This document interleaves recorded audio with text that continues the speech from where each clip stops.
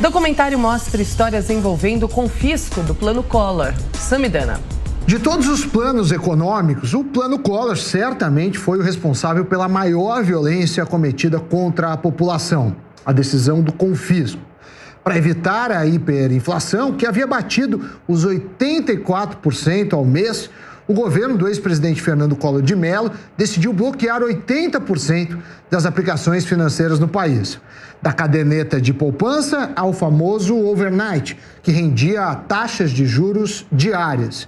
Estima-se que o governo tenha retido algo como 1/3 do PIB guardado pelo Banco Central em uma impressionante operação para enxugar a liquidez na economia.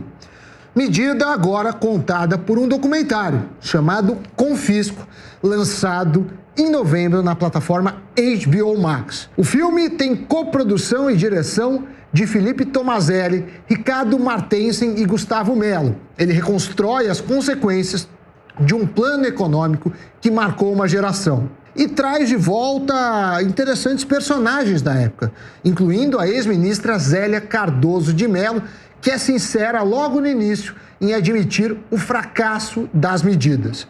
A obra recupera uma época de preços sem controle, a medida desesperada adotada contra a inflação e o impacto que teve na economia e na sociedade brasileira, e que até hoje tem consequências para várias pessoas.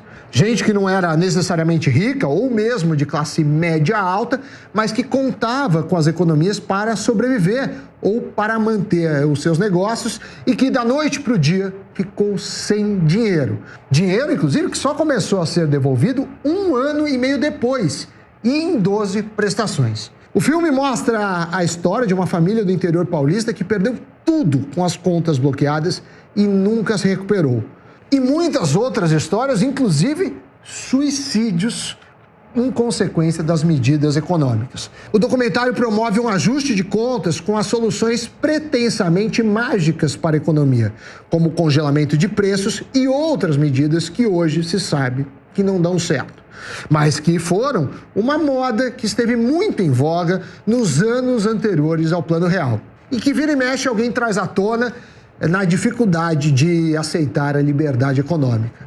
Por exemplo, o caso da Petrobras em reajustar os preços dos combustíveis, ou até congelamento, como que a gente vê hoje na Argentina. É claro que, olhando para trás, dá para ver o quanto nosso país evoluiu, inclusive do ponto de vista da economia. Diria que uma medida violenta como o confisco hoje é impensável. E, de certa forma, estamos mais calejados, ainda que não totalmente blindados, como contra intervencionismos de Estado na nossa economia.